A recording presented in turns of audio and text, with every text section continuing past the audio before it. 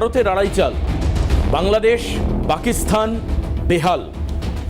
এই যে বাংলাদেশ আর পাকিস্তান কেন বেহাল পরিস্থিতি, সেটা অবশ্যই তার একটা ব্যাখ্যা আছে, তার একটা যুক্তিসঙ্গত আলোচনা আছে। আমার সমস্ত দর্শক যারা সোশ্যাল মিডিয়ায় এবং মিডিয়াতে আমাদের হল্লাবল দেখছেন, বাংলাদেশ এবং ভারতের দর্শক, তাদের প্রত্যেককেই আমি আজকের হল্লাবলে সসম্মানে স্বাগত জানাবো। কারণ আপনারা সঙ্গে আছেন বলেই আমরা একটা পার্টিকুলার প্যারামিটার সেট করতে পেরেছি। বাংলাদেশ ইস্যুতে ক্রমাগত আমরা কন্টিনিউয়াসলি আলোচনার মধ্যে থাকছি। 5ই আগস্ট 2024 কি হলো? হাসিনা তিনি চলে আসলেন, ওয়াকারুজ্জামান তাকে সাহায্য করলেন বাংলাদেশ থেকে ভারতে চলে আসতেন। আচ্ছা, আপনি বলুন তো, কেন এরপরেও বাংলাদেশিরা ক্রমাগত ভারতের দিকে আঙুল তুলে বলছে যে হাসিনাকে ভারত ইচ্ছা করে ভারতে জায়গা দিয়েছে? একজন অন্য দেশের বিপদগ্রস্ত একজন প্রধানমন্ত্রী যখন ভারতের কাছে আশ্রয় চাইছেন, মানবতার মুখ থেকে ভারতের কি উচিত ছিল? হাসিনাকে আবার বাংলাদেশে ফেরত পাঠিয়ে দেওয়া। এক, তার পরবর্তীকালে নতুন অন্তর্বর্তী সরকার তৈরি, আর তারপর থেকে ক্রমাগত ভারত বিরোধী স্লোগানে সোচ্চার বাংলাদেশের মাঠ ময়দান, রাজনীতির মঞ্চ থেকে টেলিভিশনের স্টুডিও। আমি কেন এই কথাগুলো বলছি? কারণ ক্রমাগত ভারত বিরোধী স্লোগান আনএডুকেটেড সাধারণ লেম্যান যেরকম মাঠের মাঝখানে দাঁড়িয়ে বলছেন, আবার অনেকে যারা শিক্ষিত সেনাবাহিনীতে কর্মরত ছিলেন একটা সময়, প্রাক্তন সেনাকর্তা বাংলাদেশের এবং বাংলাদেশের রাজনৈতিক অনেক বিভিন্ন মহলের মানুষ, তারা কিন্তু ভারত বিরোধিতার কথা বলছেন। এখনো পর্যন্ত আমি অফিসিয়ালি আনঅফিসিয়ালি কোনো আওয়ামী লীগ বা মুজিবপন্থী বা হাসিনাপন্থী তাদের মুখ থেকে যদিও বা ভারত বিরোধী স্লোগান শুনিনি। ঠিক এই ঘটনার যখন পরম্পরা চলছে, একাধিক ছাত্র মঞ্চ থেকে হই হট্টগোল করে, কালকে আমি দেখাচ্ছিলাম আপনাদের যে দিল্লি না ঢাকা, ঢাকা ঢাকা, দালালি না রাজপথ, রাজপথ রাজপথ। কার দালালি করছে বাংলাদেশ? কার দালালি করছিল বাংলাদেশ? কারা চালাচ্ছে এখন এই মুহূর্তে বাংলাদেশ? তাদের সময় কেন এত মৌলবাদীদের বাড়বাড়ন্ত? এটা কি আনকন্ট্রোলড নাকি প্ল্যান্ড প্রজেক্ট? এটাকে মাথায় রাখতে হবে। অনেক সময় হয় যে সরকারের হাতের বাইরে সবকিছু চলে গেছে, তখন কি হয়? গণঅভ্যুত্থান হয়। আমরা সিরিয়ার কথা জানি, আমরা জানি যে একাধিক দেশে সেনা অভ্যুত্থান হয়, তখন সেনাবাহিনী দায়িত্ব হাতে নিয়ে নেয়। তার সব থেকে বড় প্রকৃষ্ট উদাহরণ আমাদের প্রতিবেশী রাষ্ট্র পাকিস্তান। তাহলে বাংলাদেশ এখন কি অবস্থা? এখন প্রেজেন্ট সিচুয়েশন, প্রেজেন্ট কন্ডিশন কি বাংলাদেশে? এই যে জুলাইয়ের ঘোষণাপত্র করছেন, আমার মনে আছে এরশাদের সময় বাংলাদেশে ইসলামিক, আপনারা বলছেন যে সেকুলার কান্ট্রি। আপনারা অনেক গেস্ট, আমার এই এতদিনের অভিজ্ঞতায়, 2 মাসের অভিজ্ঞতায় আমি বলছি, অনেক গেস্ট বলেন সংখ্যালঘু বলবেন না, আমাদের খারাপ লাগে। বুঝলাম, কি বলবো? সংখ্যালঘু না বলে কি বলবো? বাংলাদেশি বলবো। আচ্ছা, যদি আমি বাংলাদেশি বলি, তাহলে পার্টিকুলার এই যে যারা বৌদ্ধ সম্প্রদায়, যারা আদিবাসী সম্প্রদায়, যারা হিন্দু সম্প্রদায়, তাদের উপর কেন ক্রমাগত আজকের দিনেও কেন আমাদের কাছে 5টা ফুটে যাচ্ছে? আমি দেখাতে পারবো বাংলাদেশের 5 কোণায় ঘটে যাওয়া মিডিয়ার সামনে আসা ঘটনা কেন ঘটছে? সংখ্যালঘুদের উপর অত্যাচার কেন হচ্ছে? কেন সংখ্যালঘুরা বাংলাদেশের সরকারি যে গেজেট, বাংলাদেশের প্রথম সারির পরীক্ষা, সেখান থেকে বাদ পড়ছেন একটা বড় পার্সেন্টেজ, অ্যাবভ 45%। নতুন করে দুবার 43তম গেজেট এই প্রথম বাংলাদেশে দেখা গেল। একবার অক্টোবর মাসে বেরোলো, দ্বিতীয়বার এই ডিসেম্বরের 30 তারিখে গেজেট বেরোলো। হিন্দু অন্যান্য সম্প্রদায়ের লোক প্রায় 46% নতুন গেজেটে তারা বাদ চলে গেল। এটা কেন হচ্ছে? কারা বাংলাদেশ শাসন করছে? কি চাইছে তারা? আমি আজ পর্যন্ত এতগুলো প্যানেল করে কোনো গেস্টের কাছ থেকে পরিষ্কার কোনো স্পষ্ট বার্তা পাইনি যে বাংলাদেশ এটা চাইছে। অতিরিক্ত পাকিস্তান নির্ভরতা বেড়েছে। আপনি দেখবেন, আমার কাছে ইনফরমেশন আছে, আপনি চমকে যাবেন। আমি যদি আপনাকে দেখাই, আজকে ইশাক খান তিনি উপপ্রধানমন্ত্রী, পররাষ্ট্রমন্ত্রী বাংলাদেশ, তিনি মিনিট মিরর বলে একটি প্রেস পাকিস্তানের ইসলামাবাদে বসে তিনি বলছেন, মিনিট মিররে তিনি বলছেন 71 সালে একটা ভুল বোঝাবুঝি হয়েছিল, তার থেকে বাংলাদেশ আমাদের হারিয়ে গেছিল, বাংলাদেশ আমার ভাই। আর অন্যদিকে আমরা কি দেখছি? করাচি আর চট্টগ্রামের মধ্যে জাহাজ এসে পৌঁছেছে 1971 সালের পরেই প্রথমবার পাকিস্তান থেকে জাহাজ এসে করাচি বন্দরে পৌঁছচ্ছে। আপনারা কি ভাবছেন যে ভারত থেকে যে মূল্যে আপনারা পণ্য আমদানি করতেন, পাকিস্তান থেকে সেই মূল্যে আপনি পণ্য আমদানি করতে পারবেন? কি পারবেন? কি পণ্য আমদানিতে কি দেবে পাকিস্তান আপনাদেরকে? একটা বিরাট রাস্তা ঘুরে করাচি থেকে চট্টগ্রাম বন্দর গিয়ে পৌঁছচ্ছেন। অন্যদিকে আমি খুব অবাক হয়ে গেলাম, বাংলাদেশের deputy high commissioner SM Mahbul Alam, আমি বলছি না, তিনি বলছেন যে এই যে বিমান পরিষেবা, অসামরিক বিমান পরিষেবা দ্রুত পাকিস্তানের সঙ্গে বাংলাদেশের চালু হতে চলেছে। আমার প্রশ্ন, এটা অঙ্কন আছে আজকে আমাদের কাছে থাকবে, যে ভারত আকাশসীমা ব্যবহারের অনুমতি দেবে কিনা, কারণ এই পাকিস্তানের বিমান যাওয়ার ক্ষেত্রে একটা কড়া নিষেধাজ্ঞা আছে। তো এই সমস্ত বিষয়ে আমি দ্রুত আপনাদেরকে দেখাবো আজকের আমাদের প্রতিবেদন। আশা করি ছবিটা একেবারে স্পষ্ট হয়ে যাবে আপনাদের সামনে। আসুন দেখাই।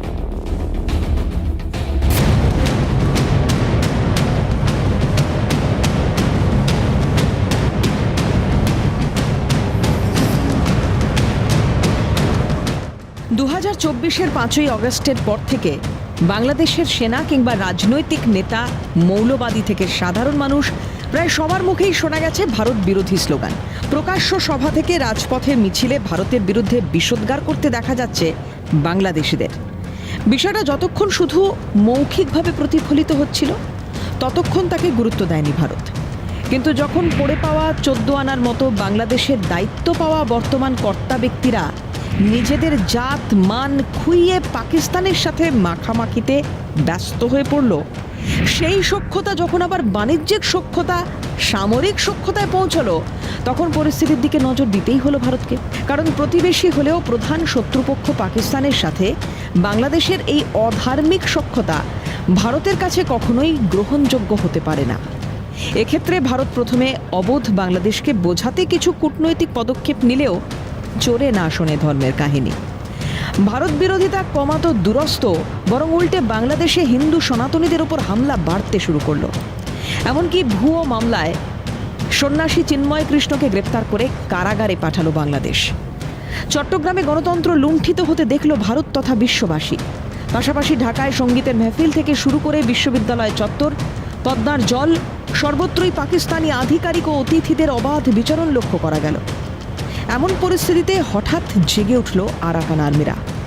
অত্যাধুনিক অস্ত্রে সজ্জিত ওই আরাকান আর্মি দখল নিল মংডু শহর সহ গোটা রাখাইন প্রদেশের। বাংলাদেশের স্নায়ু চাপ বাড়িয়ে সম্প্রতি আরাকান আর্মি গেরিলা আক্রমণও চালিয়েছে কক্সবাজার এলাকায়। স্বভাবতই ভারত বিরোধিতায় মত্ত বাংলাদেশ নিজেদের দেশ কিভাবে অখণ্ড রাখা যায় তা নিয়ে এখন সবচেয়ে বেশি চিন্তিত। ভরসার থুরি, ভিক্ষার হাত বাড়িয়ে দিয়ে পাকিস্তানের কাছ থেকে স্বল্প দৈর্ঘ্যের মিসাইল কেনার বিষয়েও উদ্যোগী হয়েছে ঢাকা। বাংলাদেশের ভাবটা এমন যেন পাকিস্তান তাদের ত্রাতা, পাকিস্তানি তাদের ভাগ্য বিধাতা। কিন্তু কে লিখবে কার ভাগ্য? কারণ পাকিস্তানের ভাগ্যাকাশে এখন বইছে তালিবানি ঝড়। তেহরিকে তালিবানের আক্রমণে বিধ্বস্ত পাকিস্তানের বিস্তীর্ণ এলাকা।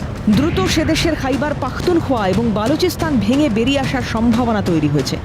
এই সময় পাকিস্তানের পাল্টা strategy Afghan chicken neck, Wakhan corridor দখলের মতলব এঁটেছে পাকিস্তানি সেনা। কিন্তু সেখানেও ভারতীয় প্রভাবে চাপে পড়েছে পাকিস্তান। কারণ ওয়াকান সীমান্তে তাজিকিস্তানে সক্রিয় ভারত। সেখানে গিজার এয়ারবেস এবং ফারখোর এয়ারবেসে এয়ারক্রাফট সক্রিয় করা হয়েছে বলে সূত্রের খবর। আর এখানেই আন্তর্জাতিক মহল মনে করছে ওস্তাদের মার শেষ রাতে। তাদের প্রশ্ন, রাজার নীতি ও কূটনৈতিক চালে ভারতকে মাত দিল পাকিস্তান ও বাংলাদেশকে? কারণ তালিবান সরকার ইতিমধ্যেই খাদ্য ও ওষুধের জন্য ধন্যবাদ জানিয়েছে ভারতকে। অন্যদিকে সম্প্রতি দিল্লি ঘুরে গেছেন আরাকান আর্মির প্রধান তোয়াং ম্রাত নায়াং। দুই প্রতিবেশীর রক্তের চাপ বাড়িয়ে যেভাবে তেহরিকে তালিবান এবং আরাকান আর্মি হঠাৎ করে ময়দানে নেমে এক পক্ষ বাংলাদেশের আর অন্য পক্ষ পাকিস্তানের রাতের ঘুম কেড়ে নিয়েছে, তাতে দুই প্রতিবেশী দেশের বুদ্ধিমানরা মনে করছে গোটা ঘটনার পেছনে ভারতীয় গোয়েন্দা সংস্থার কারসাজি রয়েছে। তবে বাংলাদেশ তার কৃতকর্মের সাজা পায় নাকি ফের একবার পর্যুদস্ত হয় পাকিস্তান, তার সময় বলে দেবে। ক্যালকাটা নিউজ। আমি যদি স্ট্র্যাটেজিক জায়গায় দেখতে যাই তাহলে দেখব যে সেই অর্থে আমেরিকা বা চীন এরা কিন্তু বাংলাদেশের পাশে নেই। সেই অর্থে কোনো মুসলিম কান্ট্রি পাকিস্তান ছাড়া তারা কিন্তু বাংলাদেশের পাশে নেই। এখনো পর্যন্ত যে পরিস্থিতি, এখনো পর্যন্ত যে আবহাওয়া, তাতে বাংলাদেশের পাকিস্তান নির্ভরতা বেড়েছে। এবং আজকে একটা খুব অদ্ভুত ছবি আমি আমার দর্শকদেরকে দেখাতে চাইবো। সেটা হচ্ছে বাংলাদেশের পতাকা। আপনারা দেখে অভ্যস্ত, বাংলাদেশের সবুজ রঙের পতাকা, মাঝখানে গোল করে কমলা সার্কেল দেওয়া। তার কোণার দিকে একটু মাইনিউটলি দেখলে ছবিটা দেখতে পাবেন যে সেখানে পাকিস্তানের চাঁদ তারা আঁকা ছবি সামনে এসছে। বাংলাদেশ আজকে বলছে, বাংলাদেশের ছাত্র সমাজ চিৎকার করে বলছে, ইট ইজ রিয়ালিটি। আমি এখানে গল্প বলতে বসিনি। বাংলাদেশের ছাত্র সমাজ বলছে যে শুধুমাত্র প্যালেস্টাইনের পতাকা আর বাংলাদেশের পতাকা ছাড়া বাংলাদেশে আর কোনো পতাকা উড়বে না। নিদান দেওয়া হয়েছে এবং তারপরে এই দেখুন ছবি দেখাচ্ছি, এখানে ইসকনের পতাকা নামিয়ে দেওয়া হচ্ছে। ইসকন একটি ধর্মীয় প্রতিষ্ঠান, ইসকন কোনো রাজনৈতিক প্রতিষ্ঠান নয়, ইসকন ভারতের কোনো রিপ্রেজেন্টেটিভ নয়। কিন্তু আমরা কি দেখতে পাচ্ছি, এই দেখুন, আমরা এই যে চাঁদ তারার ছবি আরেকবার একটু দেখাই, যে বাংলাদেশের এই পতাকা খুব মাইনুটলি আপনাকে দেখতে হবে, কারণ ছবিটা আমাদের কাছে সোশ্যাল মিডিয়া মাধ্যমে একটি সূত্র থেকে এসছে। এই ছবিতে দেখা যাচ্ছে ইসকনের পতাকা নামানো হচ্ছে, বাংলাদেশের পতাকা তোলা হচ্ছে, ঠিক আছে, কিন্তু এই বাংলাদেশের পতাকার কোনায় দেখুন চাঁদ তারার ছবি আঁকা সবুজের উপরে। এবার আপনাদেরকে সেটাও শোনাবো, শুধুমাত্র আমরা দেখাচ্ছি সোশ্যাল মিডিয়ার ছবি তা নয়, বাংলাদেশের মাটিতে বসে ছাত্র সমাজ কিভাবে পতাকা কার থাকবে আর কার থাকবে না তার সরাসরি ঘোষণা দিচ্ছে। বাংলাদেশের মাটিতে দাঁড়িয়ে হাজার হাজার উপস্থিত মানুষ হাততালি দিয়ে সেই বক্তব্যকে সমর্থন করছেন। আসুন একবার সেই ছবি দেখাই। এবং ফিলিস্তিনের পতাকা বাদে কোনো পতাকা উঠবে না, বাকি সকল পতাকা নামিয়ে দিবেন। ফিলিস্তিনের পতাকা এবং বাংলাদেশের জাতীয় পতাকা এবং ফিলিস্তিনের পতাকা বাদে কোনো পতাকা উঠবে না, বাকি সকল পতাকা নামিয়ে দিবেন। ফিলিস্তিনের পতাকা এবং বাংলাদেশের জাতীয় পতাকা এবং ফিলিস্তিনের পতাকা বাদে কোনো পতাকা উঠবে না, বাকি সকল পতাকা নামিয়ে দিবেন। সমস্ত পতাকা নামিয়ে নিতে হবে, বাংলাদেশের মাটিতে ফিলিস্তিনের পতাকা উঠবে। আমি বুঝতেই পারছি না যে বাংলাদেশকে কারা শাসন করছে। এবার আপনি আমাকে বলতে পারেন, বাংলাদেশের যারা দর্শক তারা বলতে পারেন যে ভাই তোমার এত মাথা ব্যথা কিসের। আমি আবারও কালকে বলেছি, আজ আরেকবার রিপিট করছি, বাংলাদেশ যদি ভারতের সীমার থেকে 2000-2500 কিলোমিটার দূরে থাকতো, সত্যি আমাদের মাথা ব্যথা থাকতো না। আমরা এখানে খবর করি যে ইসরায়েল প্যালেস্টাইনের যুদ্ধ হচ্ছে, গাজা স্ট্রিপে কি হচ্ছে সেই নিয়ে আমাদের বিস্তর মাথা ব্যথা নেই, কারণ পাকিস্তানকে নিয়ে আমাদের মাথা ব্যথা আছে 100%, কারণ ভারতের সীমানার সঙ্গে land to land Pakistan connected, as well as 4000 kilometre border ভারতের সঙ্গে শেয়ার করে বাংলাদেশ। তার জন্য আমরা কনসার্ন, আমরা চিন্তিত এই বিষয়ের জন্য। আসাম সহ ত্রিপুরা সহ পশ্চিমবঙ্গেই আমাদের এই রাজ্যে প্রায় 2500 কিলোমিটার বর্ডার শেয়ার করে বাংলাদেশ আমাদের সঙ্গে, ল্যান্ড টু ল্যান্ড বর্ডার। এই কারণের জন্য আমরা চিন্তিত। ভারতের পকেটের মধ্যে থাকা একটি দেশ হচ্ছে বাংলাদেশ। আমি জানি না এই ক্ষেত্রে অনেকে বিতর্কিত মন্তব্য করতে পারেন, বা আমার এই মন্তব্য নিয়ে অনেকের আপত্তি সংশয় থাকতে পারে। জওহরলাল নেহরু আজকে যদি সঠিক সময়ে সঠিক পদক্ষেপ নিতেন, তাহলে চট্টগ্রাম আজকে ভারতের অংশ হতো। 7 সিস্টার্স না হয়ে মেবি ইট 8 সিস্টার্স হতো। আজকে বাংলাদেশ কিসের ভয় দেখাচ্ছে ভারতবর্ষকে, আমি সেটাই বিস্তারিত জানবার জন্য আজকে আলোচনার টেবিলে যাব। আমাদের সঙ্গে যারা রয়েছেন আমি দ্রুত পরিচয় করে দিই। আমাদের সঙ্গে রয়েছেন সুকন্যা ভট্টাচার্য, আইনজীবী, আর এই যারা আমাদের সঙ্গে রয়েছে যেমন অঙ্কন বিজেপির পক্ষে রয়েছেন, অঙ্কনকেও স্বাগত জানাবো। আমাদের সঙ্গে শ্রী সমীরেশ্বর ব্রহ্মচারী, প্রতিষ্ঠাতা বিশ্ব সেবাশ্রম সংঘ এবং বিশ্বমাতা মন্দির, আমি আপনাকেও স্বাগত জানাবো। ওভারঅল আমি রাজনৈতিক পরিচয় দিলাম, ঠিক আমি গতকালও বলেছিলাম, আজকে আবার রিপিট করছি, কনসিয়াসলি রিপিট করছি, যার যে দল থাকুক না কেন এরা প্রত্যেকে ভারতীয়। আর ভারতীয়দের উপাসে বসে যারা বাংলাদেশ থেকে বসছেন আমাদের অনুষ্ঠানের নিরিখে, তিনি বাংলাদেশি, তিনি আমাদের কাছে অতিথি। আজকে আমাদের সঙ্গে উপস্থিত থাকবেন বাংলাদেশ থেকে AKM শরীফুল ইসলাম খান। আমি জানি উনি এখনও আমাদের সঙ্গে যুক্ত হয়েছেন কিনা। বেশ, আমি পেয়ে গেছি আমাদের সঙ্গে টিভি স্ক্রিনে AKM শরীফুল ইসলাম খান, সভাপতি অনলাইন মিডিয়া অ্যাসোসিয়েশন, সাধারণ সম্পাদক গুড গভর্নেন্স ফোরাম বাংলাদেশ। আমি আমাদের সঙ্গে আজকে পাবো। আজকে 2 তারিখ, একটা বড় দিন। কোন কারণের জন্য আজকে বড় দিন? তার কারণ হচ্ছে আজকে আমরা সারা ভারতবর্ষের মানুষ প্রত্যাশা করেছিলাম যে চিন্ময় কৃষ্ণ প্রভুর মতো একজন ব্রহ্মচারী সন্ন্যাসী তিনি মুক্ত হবেন বা তিনি জামিন পাবেন। তদন্ত চলুক, তাতে কোনো অসুবিধা নেই, তিনি জামিনে মুক্ত হবেন, কারণ তার শারীরিক অবস্থা ভীষণ খারাপ। সেখানে আজকে আমরা দেখলাম নিম্ন আদালতে জামিন নামঞ্জুর হয়েছে। কাজেই ওনার যে আইনজীবী টিম, 11 জনের যে টিম, তার মধ্যে থেকে আমরা একজন আইনজীবী আজকে আমরা পাবো, সুমন কুমার রায়। তিনিও বাংলাদেশ থেকে আমাদের সঙ্গে বসবেন। চিন্ময় কৃষ্ণ আইনজীবী হয়তো কিছুক্ষণের মধ্যে ওনার সঙ্গে আমরা কন্ট্যাক্ট করতে পারবো। আমি AKM শরীফুল ইসলাম খানের কাছে যাব। শরীফুল সাহেব, আপনাকে স্বাগত জানাই। কিন্তু ব্যাপার হচ্ছে এই যে আমরা আপনাদের সঙ্গে আতিথেয়তা সম্পর্ক রেখেই চলেছি এতদিন, বোঝা যায়নি যে দারারটা এত স্পষ্ট। ভারত বিরোধিতা ক্রমাগত চলছে। ঢাকা না দিল্লি, ঢাকা না দিল্লি স্লোগান বাংলাদেশের মাটিতে হচ্ছে। ভারতের এটা দখল করে নাও, সেটা দখল করে নাও, ভেঙে দাও, ছুড়ে দাও। সব থেকে বড় কথা, দালাল, হাসিনার দালাল, এই সমস্ত কমেন্ট আমাদেরকে শুনতে হচ্ছে। পাশাপাশি সংখ্যালঘু নির্যাতন একই রকমভাবে সমানভাবে সমান তালে পাল্লা দিয়ে চলছে। তা আপনি, আপনার এই ডিজিগনেশন বলছে যে আপনি সাধারণ সম্পাদক গুড গভর্নেন্স ফোরাম। আপনার কি মনে হয় যে বাংলাদেশে এখন গুড গভর্নেন্স চলছে? ধন্যবাদ। সঞ্চালক সাহেব, আসলে বিষয়টা হচ্ছে আপনার যেটা আপনি প্রশ্ন করলেন যে বাংলাদেশের গুড গভর্নেন্স চলছে কিনা। এখন আমরা বাংলাদেশের স্বাধীনতার পরে মুখ্য যে বিষয়টা সেটা হচ্ছে আমরা আমাদের দেশে বারবার গণতন্ত্র ব্যাহত হয়েছে, আমরা বারবার গণতন্ত্রের জন্য লড়াই করেছি এবং আমরা কখনো কখনো হোঁচট খেয়েছি। তো এই মুহূর্তে বাংলাদেশের যে অবস্থায় আছে, একটি সরকার পতনের পরে একটি অস্থায়ী অন্তর্বর্তীকালীন সরকার দায়িত্ব নিয়েছে। তো এই সরকারের কাছে আমরা আসলে যে সংস্কারগুলি রয়ে গেছে, এই সংস্কারগুলোর জন্য পর্যাপ্ত সময় তারা নিতে চাচ্ছে।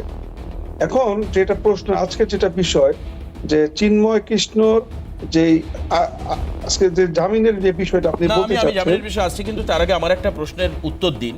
এই যে আমি শেষ করতে পারি অস্থায়ী সরকার, না আমি আসবো চিন্ময়, জাস্ট আমি ইনপুট, আপনি তো চিন্ময় কৃষ্ণের দিকে চলে যাচ্ছেন, আমি সেই জন্য গভর্নেন্স ইস্যুতে একটা প্রশ্ন করি। এই যে অস্থায়ী সরকার, এই অস্থায়ী সরকার তো বাংলাদেশের মানুষের সমর্থিত নাকি অসমর্থিত সরকার, এটা আগে বলুন তো দেখি। অবশ্যই বাংলাদেশের মানুষের সমর্থিত সরকার, কারণ আচ্ছা, আপনার গত 5 আগস্টের শেখ হাসিনার পতনের পরে আপনি যেটা বলতে চাচ্ছেন যে এই ইউনিট সরকার দায়িত্ব নিয়েছে, সেটা বাংলাদেশের মানুষের আশা আকাঙ্ক্ষার একটা প্রতিফলন। আচ্ছা, এখন প্রশ্ন হচ্ছে যে বাংলাদেশের মানুষ ইউনিট সরকারের কাছে যে ধরনের আশা আকাঙ্ক্ষা রেখেছিল, এই শেখ হাসিনা পরবর্তী ফ্যাসিস্ট সরকার পতনের পরবর্তী যে আশা আকাঙ্ক্ষা রেখেছিল যে বাংলাদেশের একটা পরিবর্তন আসবে, অর্থনৈতিকভাবে সেই রকম বড় রকম কোনো পরিবর্তন না আসলেও রাজনৈতিকভাবে আমরা পরিবর্তন আসবার জন্য এনাফ টাইম এখনো ইউনুস পাননি। কিন্তু আমার কথা আপনার কাছে শরীফুল সাহেব, এই যে ইউনুস সরকার আসবার পর আমরা বাংলাদেশে যেভাবে ল্যান্ড স্ন্যাচিং দেখছি, জমি অধিক মানে জোর করে জমি কেড়ে নেওয়ার ছবি দেখছি, সম্পত্তি দখল হচ্ছে, একাধিক জায়গায় হিন্দু পরিবার বা সংখ্যালঘু পরিবারের উপর অ্যাটাক হচ্ছে, বিভিন্ন জায়গায় ভারত বিরোধী স্লোগান রাজপথ থেকে শুরু করে রাজনৈতিক মঞ্চ সেটা শোনা যাচ্ছে, পাকিস্তানের সঙ্গে অতিরিক্ত আন্তরিকতা বেড়েছে, এগুলোকে আপনি কি সাপোর্ট করেন? কারণ যেহেতু আপনি বলছেন এটা জনগণের সমর্থিত সরকার, মেজরিটি বা মাইনরিটি জানি না, বাট জনগণের সমর্থিত। না, আপনার শেষ প্রশ্নটা থেকে শুরু করছি। আপনি যেটা বলছেন যে পাকিস্তান প্রীতি, বাংলাদেশ সার্ক অধিভুক্ত একটি দেশ। আমরা সার্কের যে 8টি রাষ্ট্র তার মধ্যে বাংলাদেশ অন্যতম। ভারত, পাকিস্তান, শ্রীলঙ্কা, নেপাল, ভুটান, মালদ্বীপ এবং শেষ আফগানিস্তান সহকারে যে 8টি রাষ্ট্র নিয়ে সার্ক প্রতিষ্ঠা হয়েছিল, সেই 8টি রাষ্ট্রের মধ্যে সবগুলি রাষ্ট্রে আমাদেরকে ফ্রি ভিসা করে দিয়েছে, শুধুমাত্র ভারত এবং পাকিস্তান ছাড়া। তো পাকিস্তানের সঙ্গে গত 17 বছর বাংলাদেশের একদম কূটনৈতিক তৎপরতা একবারে বন্ধ ছিল, যেটা ইউনুস সরকার এসে চালু করেছে। এখানে বাড়াবাড়ি কিছু নেই। আর ইন্ডিয়ার সাথে একটু বেশি মাত্রায় ছিল, ভারতের সঙ্গে একবারে বন্ধ হয়ে গিয়েছিল। এখন পাকিস্তানের সঙ্গে আবার সেটা পুনরাবৃত্তি হচ্ছে। দেখুন, যখন আপনারা আমাদেরকে ভিসা বন্ধ করে দিয়েছেন, আমাদের বিভিন্ন পণ্য দিচ্ছেন না, তখন বাধ্য হয়ে আমাদেরকে মায়ানমার যেতে হচ্ছে, আফগানিস্তান যেতে হচ্ছে, পাকিস্তান যেতে হচ্ছে। সঙ্গে পণ্য আদান প্রদান বন্ধ হয়ে গেছে আপনাদের? এটা কে আপনাকে? অনেকটা ইম্পোর্ট বন্ধ বাংলাদেশ, অনেকটা মানে কত? অনেকটা বলতে না, দেখুন সরকারের সঙ্গে কোন পরিসংখ্যান আপনি পেয়েছেন? কি বন্ধ রয়েছে? চালটাও তো আমরা দিচ্ছি ভারত থেকে। চালও তো আপনারা পেয়েছেন, অ্যাম্বুলেন্সও আপনারা পেয়েছেন, সবই পেয়েছেন। আমাকে কথা বলতে দিলে আমি কথা বলতে পারবো, আপনি জিজ্ঞেস করছেন। না, ভুল তথ্য আমার দেশকে নিয়ে ভুল তথ্য আপনি বলবেন না। উত্তেজনা জায়গা নেই। আমার দেশকে নিয়ে ভুল তথ্য আপনি বলবেন না, আপনার দেশকে নিয়ে আপনি বলুন, আমি মেনে নেব। সবে শুরু হয়েছে, এখন আমরা ওনার কথা শুনবো। শরীফুল সাহেব, আমার দেশকে নিয়ে ভুল তথ্য আমি শুনতে পারবো না। তোমার সময় তুমি বলবে। না, ভুল তথ্য বলছে, কি বন্ধ হয়েছে বলুন তো। ঠিক আছে, আমি তো জিজ্ঞেস করছি যে কোন কোন ক্ষেত্রে পণ্য, মানে এখনো পর্যন্ত আমি যেটা জানি আমদানি রপ্তানি বাণিজ্য একই রকম ভাবে আছে হাসিনার সময় যেটা ছিল, কোনো জায়গায় কোনো কাটছাট করা হয়নি এখনো পর্যন্ত। আপনি কোথা থেকে? আমি আপনাকে বলছি, সর্বশেষ 50,000 টন চালের একটা চুক্তি হয়েছিল। আচ্ছা, ভারত সরকার মাত্র 8,000 টন পাঠাতে সক্ষম হয়েছে, বাকি 42,000 টন এখনো আমরা হাতে পাইনি। না, হাতে না পাওয়া আর পোস্টপন্ড হয়ে যাওয়া, হাতে না পাওয়া, আপনি জানেন, আপনার মতো শিক্ষিত মানুষ আপনি জানেন যে কোনো একটা চুক্তিতে স্টেপ সিস্টেম থাকে, পাঠানো হয়। এখানে শিক্ষিত অশিক্ষিতর ব্যাপার না। আমি যেটা বলতে চাচ্ছি, আমাদের এই যে আপনারা যে আমাদের মেডিকেলের যে পেশেন্ট গুলো বন্ধ করে দিয়েছেন, এখন কোন রকম ভিসাই দিচ্ছে না। বাংলাদেশ থেকে। মেডিকেল ভিসাটাই আপনারা দিচ্ছে, ট্যুরিস্ট ভিসা দিচ্ছে না। আরে ভগবান, কিছু জানেন না। না না, আমি মেডিকেল একজন- ভিসাটাই অ্যালাউ আছে। আপনি মানে আমি জানি না। কিচ্ছু জানেন আমি না। নিজে পেশেন্ট, আমাকে ভিসা দেয়নি। না না না আমি না medical- না না, কে বলেছে আপনাকে? কিন্তু মেডিকেল রবীন্দ্র ঘোষ বাবু এখানে এসে Medical- আমি আপনাকে একটা কথা কি বলছি, আমি বলছে? আমার নিজের কথা বলছি। আমি একজন পেশেন্ট, আমার 3 তারিখে অপারেশন ছিল কলকাতায়, হ্যাঁ। হ্যাঁ আপনার আলিপুরে, হ্যাঁ। কিন্তু আমাকে এই 4 তারিখে বাংলাদেশে কাগজটা ব্যাক করতে দেখান। হয়েছে। এখন পর্যন্ত আমি ভিসা পাইনি। কোথায় কাগজটা না, দেখান? এখনো পর্যন্ত Application করেছেন, না, কাগজ অঙ্কন দেখান। উনি বলছেন এখনো পায়নি, হয়তো ডিলে হতে পারে, কারণ এই না, সময় আমাকে না করে দিয়েছে বাংলাদেশে ভিসা কোথায় কাগজ দেখান, কাগজ দেখান, না, কাগজ দেখান। medical visa তো কাগজ বন্ধ দেখান। হয়নি দাদা। কাগজ দেখান আরে যে রবীন্দ্র না করেছে, ঘোষ বাবু এখানে- না Tourist করেছে, ভিসাটা বন্ধ কাগজ আছে, দেখান। আমি জানি।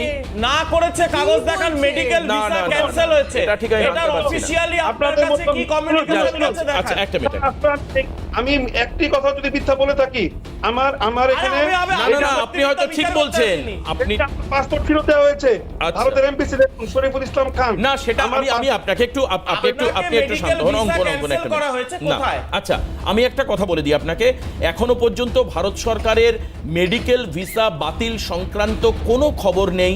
আপনার পেতে দেরি হতে পারে বা এখন একটু রেস্ট্রিক্টেড হতে পারে, কিন্তু বন্ধ তো হয়নি দাদা। ভিসাও প্রদান করা হয়নি। আমি চ্যালেঞ্জ দিয়ে বলছি, কি হচ্ছে? গত 4 মাসে একটি মেডিকেল ভিসা প্রদান করা হয়নি। কে রবীন্দ্রবাবু? গত না, না, না, না। কি মিথ্যাচার? রবীন্দ্র ঘোষই তো এসছে, রবীন্দ্র ঘোষের তো কলকাতায় ট্রিটমেন্ট চলছে। SSKM এর ভর্তি হয়ে ট্রিটমেন্ট চলছে। যেটা মিথ্যাচার করছেন? ভিসা- কিচ্ছু জানেন না আপনি, কোনো তথ্য নেই আপনার কি কাছে। মিথ্যাচার করছেন? রবীন্দ্র ঘোষ তো তথ্য নেই। পেয়েছেন। কতগুলো আপনাকে ফুটেজ দেখাবো মেডিকেল ভিসা নিয়ে, গত সপ্তাহে মানুষ এসেছেন এখানে। আচ্ছা বেশ বেশ, তারিখের পর খুলুন 5 খুলুন তারিখে- না, কাগজটা না, খুলুন, না, না, খুলুন, না, ওইভাবে দেখাবেন না, খুলুন, খুলে দেখান যে না, ক্যান্সেল হয়েছে। মেডিকেল ভিসা ক্যান্সেল মানে কোনো মেডিকেল ভিসা ক্যান্সেল হয়নি, আমার দেশকে বদনাম করবেন না। আমার দেশ আপনাদের মতো মৌলবাদী তালিবানি রাষ্ট্র নয়। আমার দেশের মধ্যে আজও মানবিকতা বেঁচে রয়েছে। আমার দেশ আজও তার রাজধর্ম পালন করতে জানে। আচ্ছা, আপনি তো- যেটা বলছেন, ভারত একটা মৌলবাদী রাষ্ট্র। এই আপনারা চুপ হিন্দু- করুন, চুপ করুন। কি বলছেন? কি চুপ আপনি করুন। পাগল হয়ে গেছেন নাকি? লুঙ্গি তালিবানি, লুঙ্গি পরা তালিবানি। না, না, না। চুপ করুন। আরে অঙ্কন চুপ নিজের করুন হাতে না। দায়িত্ব নিয়ে নিল, অসুবিধা এই ধরনের না, না। মন্তব্য আচ্ছা, মানবো না। তোমায় তুমি বলো। এই ধরনের মন্তব্য মানবো ঠিক না। আছে, আমার তোমার- দেশকে নিয়ে মিথ্যা কথা বলবে। না, না, ঠিক এই আছে। ধরনের মন্তব্য মানবো না। তোমার কে আপনি? সময় তুমি বলো, কে প্যানেল মানে আপনি? সবাইকে কে বলতে আপনাকে হবে। অধিকার দিয়েছে? না, না, না, প্যানেল মানে সবাইকে বলতে আমার হবে। দেশের চাল খাবেন, আমার দেশের এসে চিকিৎসা নেবেন, আর এসে বড় বড় কথা বলবেন। কে বলেছে আপনাকে? কে বলেছে? আপনি কেন তাহলে ভিসা আচ্ছা, চাইছিলেন? এক মিনিট, আপনি সবাই- কেন মৌলবাদী অঙ্কন, রাষ্ট্রের অঙ্কন, ভিসা অঙ্কন, চাইছিলেন? অঙ্কন, অঙ্কন, কেন ভিসা চাইছিলেন? না জবাব দিন। জবাব দিন, কেন আসতে চাইছিলেন? যান পাকিস্তানে। আরে অঙ্কন, ওনার কথা যান শোনা যাবে না, পাকিস্তানে, না। ওনার কথা ওনার শোনা কি যাবে কথা না। বলবেন? আরে না না, ওনার আর ভারতের না না, ওনাকে ছেলেদের বলতে দাও। কথা বলার কি নৈতিক তোমার অধিকার টাইমে আছে? তুমি বলবে, ওনার সময় উনি কি বলবে। নৈতিক অধিকার না না না, আছে? প্লিজ আমার দেশকে প্লিজ মৌলবাদী না। রাষ্ট্র বলবে? শরীফুল সাহেব বলুন। আর এইসব তালিবানের মানে দালালরা, এই যে ISIS-এর দালালরা। এই যে ভারত বিরোধী আপনারা ক্রমাগত স্লোগান দিচ্ছেন, উচিত ছিল সমস্ত সম্পর্ক বিচ্ছিন্ন করা। এটা ভারত করেনি, এটা তার মানে তার কূটনৈতিক পলিসি বা কিছু হতে পারে। কিন্তু ভারতের বিরুদ্ধে যেভাবে আপনারা দিল্লি দখল থেকে শুরু করে কলকাতা দখল, 7 সিস্টার্স কেটে দেওয়া, চিকেন নেককে ডিসকানেক্ট করা, যে ধরনের বক্তব্য এসছে, হ্যাঁ, এর পরে হয়তো বা ভারত কোনো অ্যাগ্রেসিভ স্টেপ নিতে পারতো, এখনো পর্যন্ত নেয়নি। কারণ যেহেতু অফিসিয়ালি আমি জানি না এই ধরনের বক্তব্যগুলোকে এনকারেজ করা হয়েছে কিনা, কিন্তু এটাও বাস্তব যে অফিসিয়ালি এই বক্তব্যের কোনো নিন্দা করা হয়নি। এটা আপনি মানবেন যে ভারত বিরোধী স্লোগানের নিন্দা। এই মাসে ভারতের পররাষ্ট্রমন্ত্রী জয়শঙ্কর বাংলাদেশে আসছে, এই মাসে। হ্যাঁ, হ্যাঁ। আর আগে সচিব এসছে, ভারতের পররাষ্ট্র সচিব এসছে, দুধ কা দুধ পানি কা পানি হয়ে যাবে।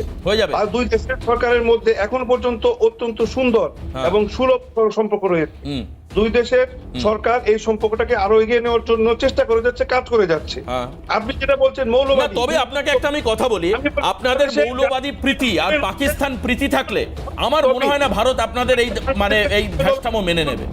কর্মী বাংলাদেশের বিচারপতি সনাতন ধর্মী ছিল, বাংলাদেশের আইজিপি সনাতন ধর্মী ছিল। বর্তমানে ক্রিকেটের সবচেয়ে জনপ্রিয় খেলা, সেখানে রিটন কুমার দাসকে অধিনায়ক করা হয়েছে। আচ্ছা, এবার আপনাকে একটা তথ্য দেখাই, আজকে আমি একটু প্রদীপ্তকে রিকোয়েস্ট করব ওয়ালে যদি আমরা দেখাতে পারি, সেটা যে সম্প্রতি বাংলাদেশে বিসিএস পরীক্ষার গেজেট নিয়ে বিতর্ক তুঙ্গে।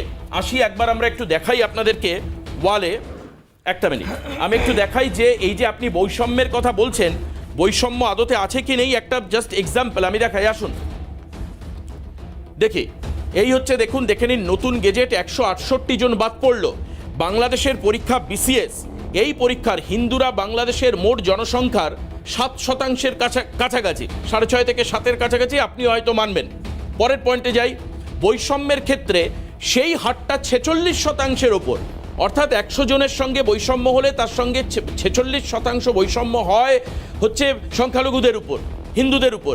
বিসিএস পরীক্ষার গেজেট নিয়ে বিতর্ক তুঙ্গে। কি বিতর্ক দেখাবো আপনাদেরকে, একটু তাড়াতাড়ি দেখাই, একটু কুইক দেখাই প্লিজ। বিসিএস পরীক্ষা থেকে এই প্রথম 2024-এর গেজেট দুবার প্রকাশিত হলো। প্রথমটা হলো অক্টোবরে 15 অক্টোবর, তারপর হচ্ছে 30 ডিসেম্বর। সংশোধনী গেজেট বেরোলো 30 ডিসেম্বর। তাতে দেখা গেল 168 জন বাদ গেল যারা সংখ্যালঘুদের থেকে। বাংলাদেশের জনপ্রশাসন মন্ত্রণালয় নবনিয়োগপ্রাপ্তদের চূড়ান্ত তালিকা প্রকাশ করলো। এবার কোন ক্ষেত্রে কাদেরকে বাদ দেওয়া হয়েছে সেটাও দেখাবো। নতুন গেজেটে 168 জনকে বাদ। এবার দেখাই কোন কোন ডিপার্টমেন্টে কত পার্সেন্ট করে সংখ্যালঘু বাদ গেল।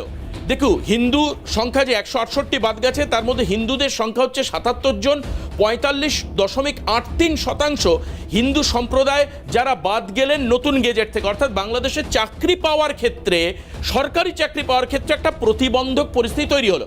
দেখুন, প্রশাসনিক ডিপার্টমেন্টে 50% বাদ গেল, পররাষ্ট্র ডিপার্টমেন্টে 66.67% বাদ গেল, পুলিশের ক্ষেত্রে 25% কমলো হিন্দুদের সংখ্যা, নিরীক্ষা এবং হিসাব দপ্তর সেখানে 50%, কর বিভাগের ক্ষেত্রে 71.43% বাদ গেল হিন্দু সংখ্যা। আমি আরও দেখাই পরবর্তী যে বিভাগগুলো রয়েছে। শুল্ক আবগারিতে 33.33, সমবায়ের ক্ষেত্রে 33.33। সংখ্যালঘুদের চাকরি পাওয়ার সুযোগ কমলো নতুন গেজেট অনুযায়ী বিসিএস পরীক্ষার ক্ষেত্রে।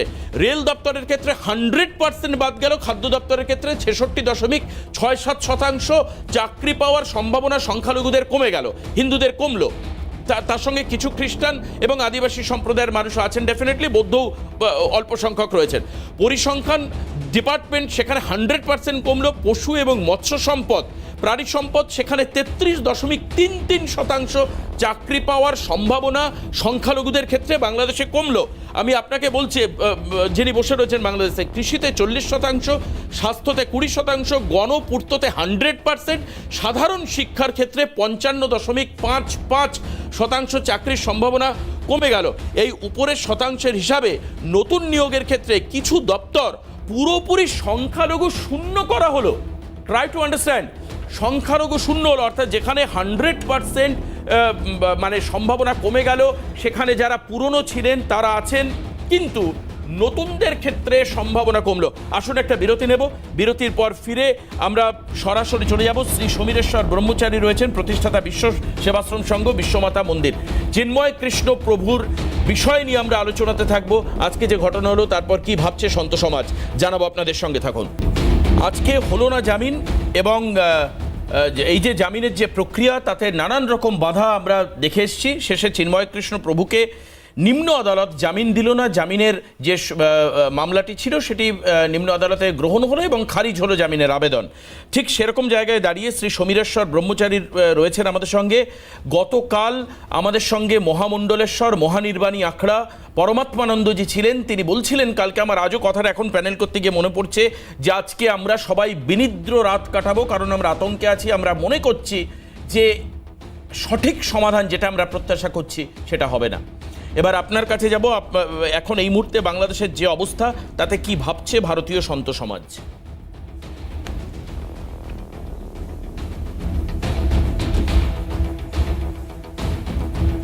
প্রথমেই যেটা আমার একটা কবিতা গান বলতে ইচ্ছা করছে, বাংলাদেশের যিনি জাতীয় কবি, জানি না এই তালিবান শাসনে তিনি আর কতদিন জাতীয় কবি থাকবেন, যাই হোক, তিনি বলছেন, খেলিছ বিশ্বলয়ে বিরাট শিশু আনমনে, ভাঙিছ গড়িছ নীতি আপন মনে। অতএব এদের কোনটা আইন আর কোনটা অআইন, এটা আমাদের এগুলো জানা ছিল। আজকে উনি যে সঠিক ন্যায় বিচার পাবেন না, এটা আমি আজকে সকালেও আপনাদের চ্যানেলে বলেছি যে আমার সংশয় আছে। আজ ওনাদের থেকে আমরা আশা করব কি করে? দেখুন, যারা এতদিন উগ্রপন্থী, যারা যাবজ্জীবন কারাদণ্ডপ্রাপ্ত, যারা সাজা পেয়েছেন মৃত্যুদণ্ডে, তাদের 1 সেকেন্ডে নিঃশর্তে তাদের মুক্তি দেওয়া হলো। অথচ যিনি একজন সর্বত্যাগী সন্ন্যাসী, তার জামিন হলো না। এটাই আশা করা ছিল, কারণ তালিবানের তো শাসন নেই, ওনাদের তো লক্ষ্য একটাই, যে করে হোক সমস্ত বিধর্মীদের একেবারে ধুয়ে মুছে সেখানে কেবল একটি ধর্ম স্থাপন করতে হবে, তাহলেই শান্তির ধর্ম আসবে তাদের। এটাই তো আমাদের আশা ছিল, সেটাই হয়েছে। কিন্তু আমরা একটা আশা পেয়েছি যে এতদিন পর হলেও একটা সওয়াল করার সুযোগ আমরা পেয়েছি। হয়তো, যেটা আমি আইন অতটা জানি না, যেটুকু আলোচনা করে আমরা জেনেছি যে নিম্ন আদালত হয়তো একজন রাষ্ট্রদ্রোহী জামিন দিতে পারে না, হয়তো সেটা হয়তো আমরা সুপ্রিম কোর্টে যাওয়ার সুযোগ পাব। আমরা ভগবানকে বিশ্বাসী, আমরা আশা করব তিনি আমাদের ডাক মঞ্জুর করবেন। এই রকম সর্বত্যাগী সন্ন্যাসীর, যিনি মানব সেবায় ব্রত, যিনি ভগবানকে পাওয়ার জন্য জীবনকে উৎসর্গিত করেছেন, তার মুক্তি হবেই। বেশ, আপনি যখন মুক্তির প্রত্যাশা করছেন মহারাজ, এই সময় আমি টিভি স্ক্রিনে দেখাতে চাইবো যে আজকে চিন্ময় কৃষ্ণ প্রভুর জামিনের যে মামলা, সেটা নামঞ্জুর হয়ে যাওয়ার পর ঠিক চট্টগ্রাম আদালত চত্বরের কি পরিস্থিতি ছিল, আসুন একবার দেখাই।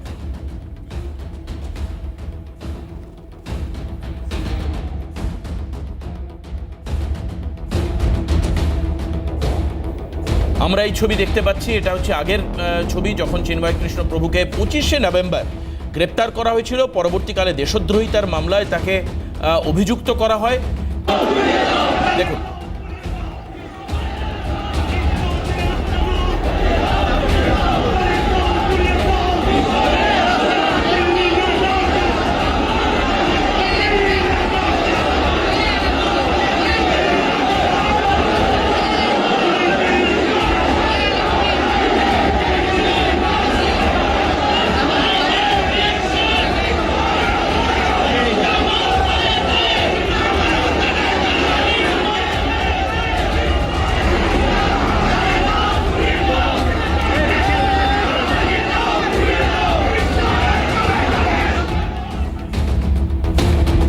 আইনজীবীরা কি বলছেন শোনাবো আপনাদের।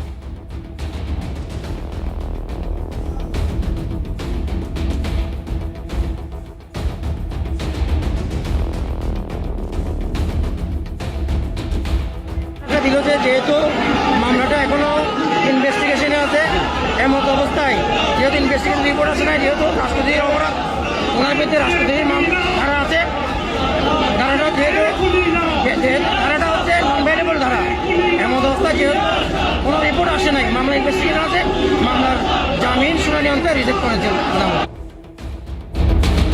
এবং সব থেকে অবাক করার মতো বিষয়, এই জায়গা থেকে শুধুমাত্র যে কিছুক্ষণ আগে জ্বালিয়ে দাও পুড়িয়ে দাও শুনছিলেন, ইসকনকে শুধুমাত্র জ্বালিয়ে দাও পুড়িয়ে দাও বলেনি, ইসকনের পতাকাকে নামিয়ে দেওয়ার কথা বলা হয়েছে সমস্ত বাংলাদেশে, এবং ভারতের দালাল বলা হয়েছে ইসকনকে। পরিষ্কার, আমি স্পেসিফিক লাইনগুলো আপনাদের সামনে বলছি। ভারতের দালাল, ভারতের সঙ্গে সমস্ত সম্পর্ক ছিন্ন করবার ডাক আদালত চত্বর থেকে দেওয়া হচ্ছে, অর্থাৎ একটা আইন বিচার ব্যবস্থার মঞ্চ বা তার ক্ষেত্র সেখান থেকে দেওয়া হচ্ছে। আমি অঙ্কনের কাছে যাব। অঙ্কন, আমার যেটা মনে হচ্ছে, মানে এইভাবে চলতে থাকলে চিন্ময় কৃষ্ণ প্রভুর আগামী দিনে তিনি সঠিকভাবে বিচার প্রক্রিয়ার মধ্যে আসতে পারবেন কিনা আমার যথেষ্ট সন্দেহ আছে।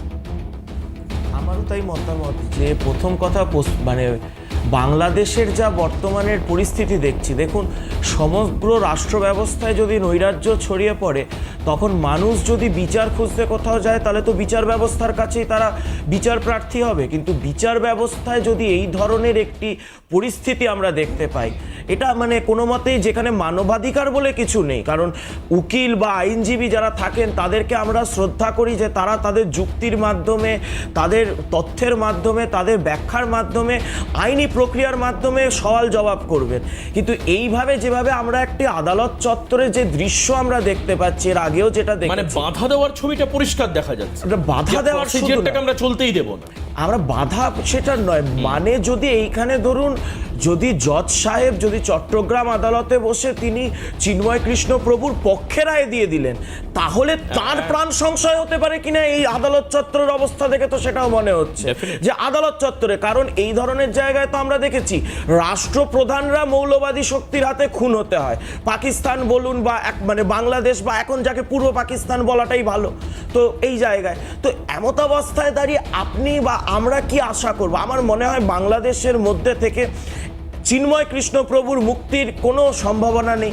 এই বিষয়টিকে ইন্টারন্যাশনাল কোর্ট অফ জাস্টিসে নিয়ে যাওয়া ছাড়া এছাড়া আর কোনো উপায় নেই, কারণ একমাত্র আন্তর্জাতিক আদালত ছাড়া এই বিষয় কোনো মানবাধিকার রয়েছে? আপনি বলুন না, এত বড় বড় কথা এখানে বাংলাদেশি একজন বললেন 27শে ডিসেম্বর 27 তারিখ 27,000 টন তারা চাল পেয়েছে ভারতের থেকে, 27,000 টন।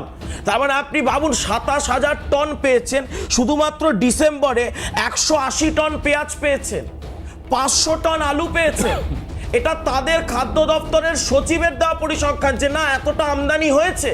তো এইটার পরে যে রাষ্ট্র, সেই রাষ্ট্রকে আপনি কি বলবেন যে রাষ্ট্র ভারত বিরোধী স্লোগান তুলছে? শুধুমাত্র কিছু ধর্মান্ধ মৌলবাদী শক্তির হাতে রাষ্ট্রটাকে চলে গেছে। শুধুমাত্র আমি তো পূর্ববঙ্গ থেকে উদ্বাস্তু হয়ে আসার ছেলে, আমি তো এই হিন্দু পরিচয়ের কারণে আমার পূর্ব প্রজন্মকে উদ্বাস্তু হয়ে আসতে হয়েছিল। এই যে আজকে বলছেন আপনি সুসম্পর্ক বজায় রাখতে চান, সুসম্পর্ক বজায় রাখতে চাইলে কেন আজকে চট্টগ্রামের স্কুল কলেজে সূর্য সেনকে পড়ানো হয় না সিলেবাসে? কেন? এই জবাব তো আপনাদের দিতে হবে। সূর্য সেন বাদ কেন? আপনারা হিন্দু অস্তিত্ব, সংখ্যালঘু অস্তিত্ব বিরোধী একটা মানসিকতা নিয়ে চলছেন। এই মানসিকতা রবীন্দ্রনাথ দেয়নি যে রবীন্দ্রনাথের গান আজ অব্দি আপনারা জাতীয় সঙ্গীতে বাজান। এই কথাটা আপনাকে বুঝতে হবে। আজকে হিন্দু হয়ে জন্মানো বাংলাদেশে পাপ নয়, আমাদেরকে উদ্বাস্তু হতে হয়েছিল। আপনারা যদি এরকম করছেন তাহলে চট্টগ্রাম ছেড়ে দিন, খুলনা ছেড়ে দিন, হিন্দুদের জন্য জমি ছেড়ে দিন, যে হিন্দুরা আলাদা থাকবে। আর যদি আপনারা এই কাজ করতে থাকেন, আপনাদের বলে দিচ্ছে আপনাদের যেসব নেতারা পাকিস্তানের কাছে গিয়ে ট্রেনিং দিচ্ছে না, আসবো আপনার কাছে, আসবো দাদা শরীফুল সাহেব, আপনার কাছে আসবো যারা তাদের কাছে জেনে নেবে, আপনার কাছে একসঙ্গে বললে দুজন কথা বোঝা যাবে না। পাকিস্তানের জঙ্গিবাদের আকাদেরকে কিভাবে শায়েস্তা ভারত সরকার করেছে জেনে নেবে। গান ভাগ করেছে ধর্মের ভিত্তিতে। আচ্ছা, এরপরে আপনার কাছে আসবো, তারপর আমি সুবর্ণার কাছে যাব। একটা বিরতি নেব। এই যে রবীন্দ্রনাথকে সম্মান দেওয়ার কথা বলা হচ্ছে, আমি জানি না যে আগামী দিনে বাংলাদেশের জাতীয় সঙ্গীত বদলে যাবে কিনা বা রবীন্দ্রনাথের মতো মানুষের জায়গা পাবে কিনা, দাবি তুলেছে। কিন্তু আমি অঙ্কনকে মনে করাতে চাই, আমার প্যানেলের লোকদেরকে, যারা আমাদের দর্শক তাদের মনে করাতে চাই, নজরুল ইসলামের শেষ ইচ্ছা ছিল তার স্ত্রীর পাশে তিনি শায়িত থাকবেন। তার মারা যাওয়ার পর তাকে কবর দেওয়া হবে তার স্ত্রীর পাশে, অর্থাৎ ভারতে। বাংলাদেশ সেটাও করেনি। নজরুল ইসলামকে বাংলাদেশে জোর করে সেখানে নিয়ে গিয়ে সেখানে কবর দেওয়া হলো। অর্থাৎ একজন ইসলাম কবি বা আমি বিদ্রোহী কবি, তার থেকে বড় কথা তার ধর্ম ছিল হচ্ছে ইসলাম, কিন্তু তাকে সেই সম্মানটুকু দেওয়া হয়নি। আমি জানি না শরীফুল সাহেব এটা জানেন কিনা, উনি হয়তো বলবেন। আপনাদের সঙ্গে এই মুহূর্তে পরিচয় করে দেব সুমন কুমার রায়। চিন্ময় কৃষ্ণ মহাপ্রভুর আইনজীবীদের যে টিম ছিল তার মধ্যে সুমন ছিলেন। সুমন, আপনাকে স্বাগত জানাই অনুষ্ঠানে। আমি প্রথম আপনাকে জানতে চাইব যে আপনাদের যে আজকে যে অ্যাপিয়ার ছিল সেটা কতটা কঠিন পরিস্থিতির মধ্যে ছিল এবং সেখানে কি হলো? আপনারা জানেন যে বিভিন্ন সময় আইনি জটিলতার কারণে চিন্ময় প্রভুর জামিনের শুনানিটা পেছানো হয়েছিল। সেই জায়গা থেকে আমরা গতকাল ঢাকা সুপ্রিম কোর্ট এবং 10 কোর্টের 11 জন আইনজীবী আমরা চট্টগ্রামে যাই এবং নিরাপত্তা বলয়ের ভিতরে আমরা চট্টগ্রামের যে বিজ্ঞ আদালতে পৌঁছাই। সেখানে অবশ্যই পরিবেশ প্রশাসনের তরফ থেকে অনেক সুন্দর পরিবেশ এবং নিরাপত্তার সাথে আমরা এজলাসে প্রবেশ করি, তাদের সার্বিক সহযোগিতা, এবং এজলাসের পরিবেশও শান্ত ছিল, ভালো ছিল। উভয় পক্ষের শুনানির পরে জামিন না মঞ্জুর করার পরে পরবর্তীতে পরিবেশ কিছুটা উত্তপ্ত হয় এবং সেখানে বিভিন্নভাবে আমাদেরকে লক্ষ্য করে দালাল ভুয়া এবং কি স্লোগান উঠলো আজকে সুমন? কি স্লোগান আজকে কোর্ট চত্বরে উঠলো? এক, দ্বিতীয়ত আমি বলবো কারা স্লোগান দিচ্ছিল ওখানে কোর্টে, চট্টগ্রাম আদালত? এটা বিভিন্ন আইনজীবীরা সেখানে ছিলেন, তারা সেখানে ভুয়া ভুয়া দালাল, ভারতের দালাল বা বিভিন্ন ধরনের স্লোগান সেখানে দেওয়া হয়েছে। আচ্ছা। আর এর আগে পরে আমাদের জামিন শুনানি নামঞ্জুর করার প্রায় 5-7 মিনিট পরে আমরা বের হই, কারণ সেখানে বিভিন্ন বিভিন্নভাবে বিক্ষোভ করেছিল, নরেন্দ্র স্লোগান সহ বিভিন্ন ধরনের তারা স্লোগান দিচ্ছিল। যেহেতু আমরা ভিতরে ছিলাম, তাদের এর আগের কি স্লোগান ছিল সেটা আমরা জানি না।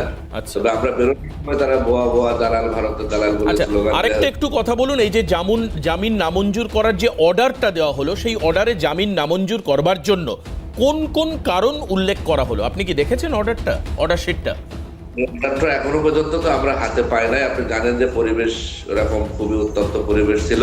আচ্ছা। আমরা ওখানে স্থায়ী করাটা আমরা নিরাপত্তা বোধ করি নাই। শুনানি করে প্রশাসনের মাধ্যমে আমরা যত দ্রুত সম্ভব আমরা গাড়িতে চেষ্টা করেছি এবং প্রশাসন সহায়তা আমরা গাড়িতে উঠেছি। এবং আপনারা কজন ছিলেন আপনাদের টিমে? হ্যাঁ, আপনারা কজনের টিম ছিলেন আজকে যারা অ্যাপিয়ার করেছিলেন? 11 জনের টিম ছিল। 11 জনের মধ্যে কোনো মুসলিম ছিল? না, কোনো মুসলিম লয়ার আমাদের সাথে সবাই ছিল না। হিন্দু ছিল, তার মানে এটা ধরে নেওয়া যাচ্ছে। বেশ, আমি আসছি আপনার কাছে সুমন, একটা বিরতির সময় হয়েছে, বিরতি নেব। তার মানে এটা ঠিক যে মুসলিমরা সেই অর্থে, মানে এই যে টিম তার মধ্যে মুসলিমরা নেই। এখন আমি জানি না যে এটা ধরে নেওয়াটা ঠিক হবে কি না, যে মুসলিমরা তাহলে চিন্ময় কৃষ্ণ প্রভুর আইনি প্রক্রিয়াকে সমর্থন করছেন না। মুসলিম আইনজীবীরা আইনি প্রক্রিয়ার মাধ্যমে উনি বিচার পান, সেটা আপনারা পছন্দ করছেন না। যে টিম তৈরি করা হচ্ছে, রবীন্দ্র ঘোষ থেকে শুরু করে বাদবাকি সবাই হিন্দু ইউনিটি থেকে তৈরি হচ্ছে। লয়ার্স যারা সুপ্রিম কোর্টে মামলা লড়েন, তাদের গিয়ে চট্টগ্রামে লড়তে হচ্ছে। তো কাজেই এটা একটা ইস্যু। আগামী দিনে অবশ্যই নিয়ে আমরা আলোচনায় থাকবো। বিরতির পরে ফিরছি, দ্রুত সঙ্গে থাকুন। ফিরে আসলাম আমাদের সঙ্গে স্টুডিওতে। আমি সুমনবাবুকে বলতে চাই, আমাদের এখানে একজন ভারতীয় আইনজীবী রয়েছেন, সুকন্যা ভট্টাচার্য। সুকন্যাকে আমি বলতে অনুরোধ করব বর্তমানে এই পরিস্থিতি এবং সঙ্গে আইন সংক্রান্ত কোনো প্রশ্ন থাকলে সুমন এখান থেকে সুকন্যাদি সেই প্রশ্ন করতে পারে।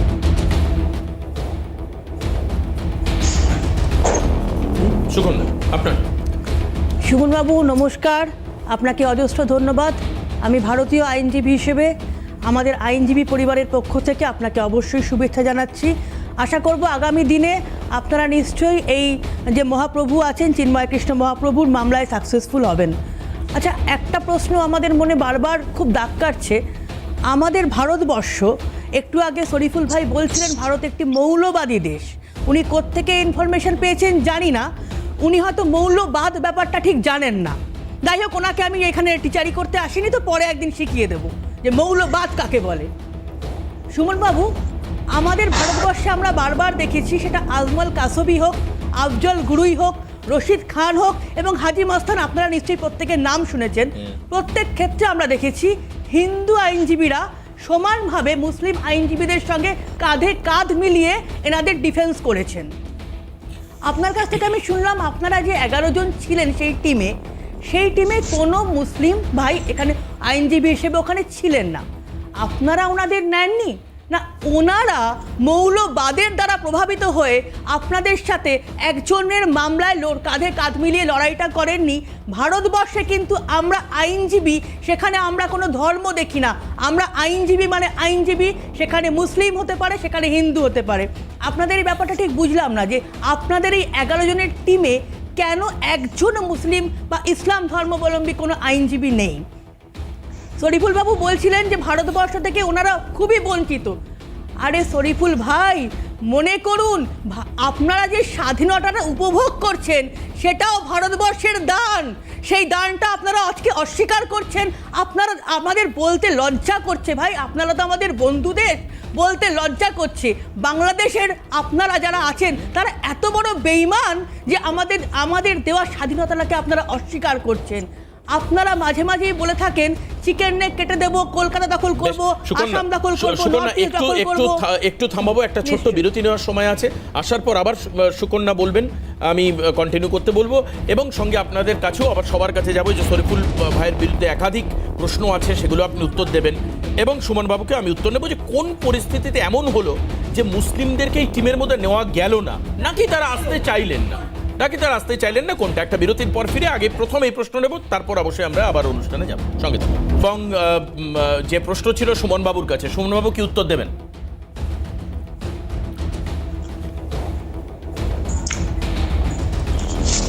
ধন্যবাদ। আসলে আপনারা জানেন যে এই চট্টগ্রামের চিন্ময় কৃষ্ণকার ব্রহ্মচারীকে যেদিন আদালতে তোলা হয়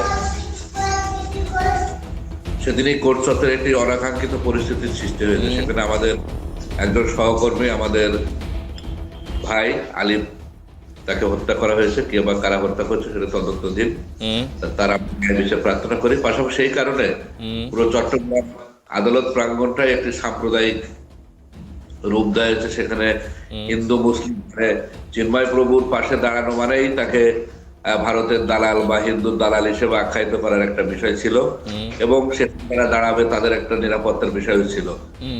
সব মিলাই সেই কারণেই কিন্তু সেখানে কোনো আইনজীবী সেখানে দাঁড়াতে পারে না বিধায়, এবং অনেকবার চেষ্টা করার পরেও সেখানে শুনানি করা যায় নাই, যার কারণে সুপ্রিম কোর্ট থেকে সেখানে সিনিয়র আইনজীবীরা গিয়েছিলেন। তা আমরা ওই আসলে মুসলিম আইনজীবী সুপ্রিম কোর্টে যারা আছে তাদের আমাদের বন্ধুদেরকে সেভাবে হয়তো এই শুনানির জন্য আমরা বলি নাই, কারণ এখানে নিরাপত্তা এবং অনেক বিষয় ছিল, কারণ নিরাপত্তাটা আগে সেফটি ফার্স্ট। তা আমরা বিশ্বাস করি সুপ্রিম কোর্টে যেখানে শুনানি হবে সেখানে অবশ্যই আমাদের মুসলিম বন্ধুরা সেখানে অংশগ্রহণ করবেন এবং জামিনে পেতে তারা সহযোগিতা করবেন বলে এটা আমরা বিশ্বাস করি। বেশ।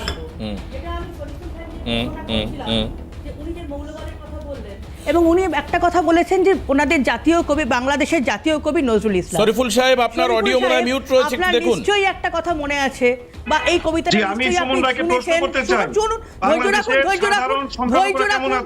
আপনাদের নজরুল ইসলামের কবিতাতেই আমরা দেখেছি, আমরা দেখেছি হিন্দু না ওরা মুসলিম, ওই জিজ্ঞাসে কোনজন। আমরাও জিজ্ঞেস করছি, আপনারা যে মৌলবাদী জিগির তুলছেন সেখানে আপনারা যে হিন্দু এবং মুসলিম দুটো ধর্মকে সামনে রেখে যে এই যে ধর্ম খেলা খেলছেন, এই খেলাটা আপনারা বন্ধ করুন। লঙ্ঘন করে উনি সভ্যতা সীমা লঙ্ঘন করেছে, উনি বলেছে পূর্ব পাকিস্তান। আমি এটা ধিক্কার জানাই, নিন্দা জানাই। আমি পাকিস্তানের মতো কোথায় আরে পাকিস্তান করে সারা বাংলাদেশ এখন উত্তাল হয়ে পড়ছে যে আপনারা পাকিস্তানের ভাই, পাকিস্তান আপনাদের ভাই, আপনারা দুজনে ভাই ভাই, আর আমরা পূর্ব পাকিস্তান বললে আপনাদের খুব গায়ে লাগছে। শরীফুল সাহেবকে একটু উত্তর দিতে দিন প্লিজ। পাকিস্তানের দয়ায় চলছেন না অন্য কারোর দালালি করছেন সেটাই তো আমরা বলতে পারছি না। আপনারা কাদের দালালি করছেন? নিজেদের তো কোনো ক্ষমতা নেই, তাহলে কার দালালি করছেন আপনারা? একটু বলতে দিন, একটু বলতে দিন। দয়া এবং দক্ষিণায় ভারত প্রতিষ্ঠা হয়েছে। আমি আপনাকে বলছি পাগল নাকি আপনি? পাগল নাকি আপনি? এই কে আপনি? বাংলাদেশ পাগল নাকি? আচ্ছা ওনাকে বলতে দিন। কি বলছে? আরে বাবা, আমি তো পাচ্ছি না। কে জানে না? শুনতেই তো পাচ্ছি না। ওনাকে বলতে দিন একটু। উনি আবার কি বলবেন? ভারত নাকি বাংলাদেশের দয়া? আচ্ছা ওনাকে বলতে দিন, সবাই শুনুক না। পাগলের কথা শুনতে নাকি আমরা? হয়ে যাবে। কার দয়া? শরীফুল্লাহ বলুন। আমাদের চলা শেষ। বাংলাদেশে যে 7% হিন্দুর সংখ্যা বলছেন, বাংলাদেশে প্রায় এই যতটুকু যোগ্যতা অনুসারে আপনি এখানে আসবেন না, শুনে রাখুন। এখানে আসছেন কেন? শুনে রাখুন, আপনি যেন খবরদার এখানে আসবেন না। ভারত কি বলেছে যে আপনি আসুন আমাদের এখানে আপনি কিন্তু এখানে আসবেন না, আমি বলে রাখলাম। কে আসতে বলেছে? ভারতের দয়ায় বেঁচে আছেন, এইখানে যেন চিকিৎসা করাতে আসবেন না, পরিষ্কার বলে দিলাম। বলতে পারি আপনাকে কি? আপনি যে আপনি ক্ষমা চান আগে, আপনি কেন পূর্ব পাকিস্তান আরে বলছেন? ভাই কেন ক্ষমা চাইবো? ওই লুঙ্গি পরা আইএসআই থেকে আমরা ক্ষমা চাই না। আপনি চাইবেন। আচ্ছা এবার কিন্তু ওনার কথা শোনাই যাচ্ছে না। ওই সব ওনাকে আগে বলতে দিন। এক মিনিট,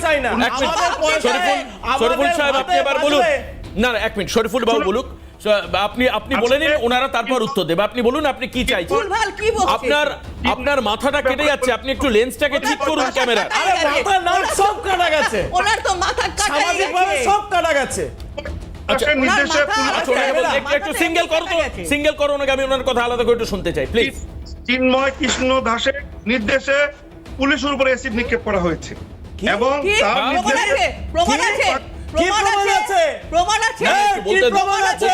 বলতে দিন। না, আরে কি প্রমাণ আছে? ভুলভাল তখন থেকে বলা যাচ্ছে। বলুন। আরে ওনার কথা তো শোনাই যাচ্ছে না। মানে পাগলের দরকার নেই, পাগলের কথা কি ডেকে রেখেছেন? এই বলুন। মানসিক উন্মাদ। বলুন। আইনজীবী আছে, তারা জানেন যে এটা উচ্চ আদালতে গেলে তার জামিন হয়ে যাবে, এবং তার বিরুদ্ধে যে এলিগেশন আছে সেটা তো আইনের প্রশ্ন। আপনাকে কে জিজ্ঞেস করেছে? সুমন সাহেব আছে, বলুন তাকে স্কুল থেকে বহিষ্কার করার আপনি আপনারটা বলুন তো। আপনি আপনারটা বলুন। আপনি অনেক আগে আপনার কথা বলুন। চিন্ময় কৃষ্ণ দাস যে আমার নেতৃত্ব দেশকে দিয়েছিল, অপমান অ্যাসিড করে মেরেছিল, আপনি আবার আমার তার দেশে কি আসতে প্রমাণ আছে চাইছেন? আপনার কাছে? আপনি আর ক্ষমা চান, আপনি ক্ষমা কেন চান ক্ষমা আমাকে- চাইবে? কিসের জন্য ক্ষমা কেন চাইবো? ক্ষমা চাইবে? কার কাছে ক্ষমা চাইবো? এইসব আপনি ইসলামিক অসভ্য- মৌলবাদীদের থেকে, ধর্মের আপনি- চিকিৎসকদের থেকে, ভাত খাওয়াতে পারছে না, আলু খাওয়াতে আচ্ছা, পারছে আচ্ছা, না। এক মিনিট, আমি সুমন বাবুর কাছে যাব। অন্যান্য দরকার হলে এইসব চিৎকার, উন্মাদদেরকে সুমন বাবু পারবেন আপনি না। আমাকে একটু বলুন ধর্ম যে খেলা করতে এরপর এইসব উন্মাদ, এরপর এইসব- একটা মিনিট, এরপর আমি শরীফুল সাহেবের ছবিটা একটু অসুবিধা হচ্ছে। সুমন ভাই আপনি আমাকে একটু বলুন যে এরপর আইনি প্রক্রিয়া কোন পথে যেতে পারে এবং আপনাদের মুভমেন্ট চিন্ময় কৃষ্ণকে নিয়ে কি হবে এরপরে? আচ্ছা, তার আগে আমাদের শরীফুল ভাই একটা প্রশ্ন করেছিলেন, আমি তার উত্তর দেব এবং সেই সাথে আমি আপনাদেরকেও বলবো, যেহেতু শরীফুল ভাই আমাদের বাংলাদেশের আপনাদের অতিথি, সেই ক্ষেত্রে তাকে কথা বলার সুযোগ দিতে হবে। আপনারা আমরা তার কথা সুযোগ বলার দিতে চাই, কিন্তু উনি মিথ্যে বলবেন, উনি মিথ্যে কথা বলবেন, বলবেন। দেব। উনি ভুল তথ্য দিচ্ছেন, দেব বাংলাদেশকে আরো সুমন প্রভাবিত বাবু, করছেন। সুমন বাবু আপনি শুনুন এরপরে ওনার কথাগুলো। এরপরে আপনি শুনবেন 3-4 মিনিট শরীফুল সাহেব আনইন্টারাপ্টেড বলবেন। আমি আমার গেস্টদের কাছে অনুরোধ কিন্তু করব ওনার সঠিক কথা, কথা যাতে বলেন। ওনার না না কথা নয়। উনি আচ্ছা অঙ্কন, আমি বুঝতে পারছি না অঙ্কন কি করে ভাবছি উনি সব কথা সঠিক বলবেন বা সুকন্যা কি করে expect তাহলে করছে। বলবে না। না না প্রতিবাদ তুমি থাকবে, তুমি আমার তোমার বিরুদ্ধে সময় থাকবে। উত্তর দাও, ওনার কথাটা তো শুনতে হবে। এটা তো আমরা গণতান্ত্রিক দেশের ভুল মানুষ, তথ্য দিচ্ছেন, মিথ্যে আমাদের তথ্য দিচ্ছেন। না না উনি দিক, তথ্য দিলে আমি তারপর সেটা তুমি allow তুমি করতে তারপর পারবো না, তোমার আমাকে সেইখানে না বিরোধিতা করতে তোমার হবে। টাইমে তুমি কাউন্ট করো।